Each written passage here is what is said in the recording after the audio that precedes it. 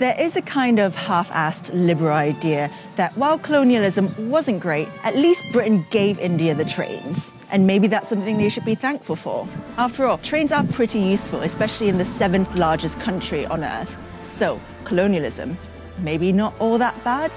Unfortunately, Britain also stole $45 trillion from India, all the while exploiting religious divisions between the Hindu and Muslim communities and further turning them against each other. And those beloved railways, they became the sites of mass slaughter while Britain sat back and watched. Empires of Dirt, a show about Europeans getting rich at the expense of everyone else.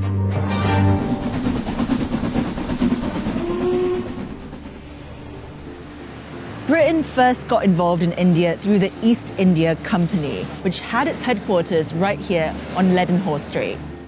A private company owned by London stockholders, the East India Company grew over the next 300 years to become a quasi-governmental body with its own army and laws responsible for trading spices, cotton, silk, and tea all over the world. By 1858, ownership of the East India Company had been transferred to Queen Victoria after the failed Indian Rebellion. Trains were the brainchild of British engineers. The East India Company would use railways to transport exploited resources like cotton and coal more efficiently around India. And it worked. Between 1853 and 1924, a railway network was created to help Britain extract from India relentlessly. And it's not like we gave India the railways either, by the way. We made India pay for them, and we ripped them off in the process. Despite Indian mechanics having their own efficient, cheap designs, Britain made India buy trains from them. Between 1854 and 1947, over 14,000 locomotives were imported from the UK to India.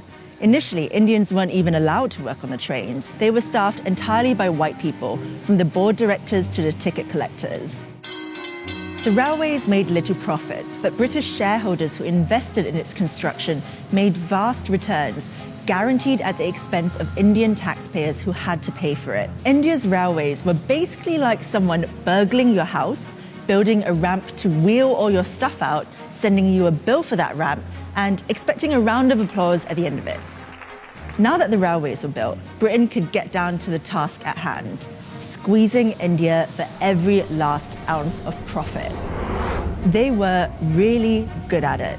In the 1600s, when the East India Company was established, Britain accounted for less than 2% of the world's GDP, while India accounted for almost a quarter of it.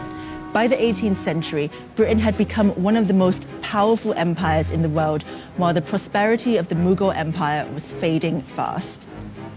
Britain relentlessly squeezed India for every last bit of resource for its own uses. In 1943, up to 4 million Bengalis starved to death, partly because their food was diverted towards British soldiers during World War II. Winston Churchill said the famine was their own fault for breeding like rabbits. After it was no longer profitable to remain in India, and after receiving huge pressure from the Indian independence movement, the British finally left in 1947. Before they went, they split the country into two, Hindu-majority India and Muslim-majority Pakistan, in an act that became known as partition.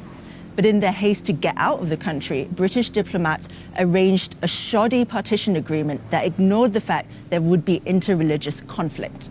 Cyril Radcliffe, the British lawyer assigned to draw the borders of Pakistan and India, was given 40 days to do it. After partition, millions of Muslims trekked to Pakistan and what is now known as Bangladesh, while Indians and Sikhs headed the other way. Violence between Pakistan and India ensued.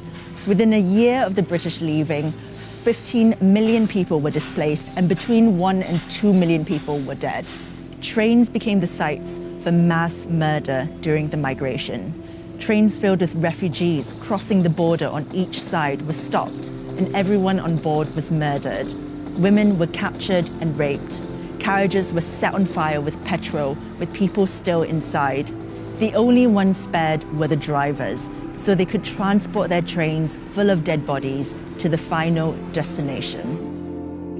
The British knew about the train massacres, but they'd already washed their hands clean of India.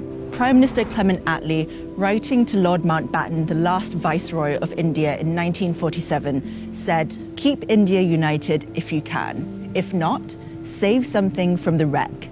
In any case, get Britain out."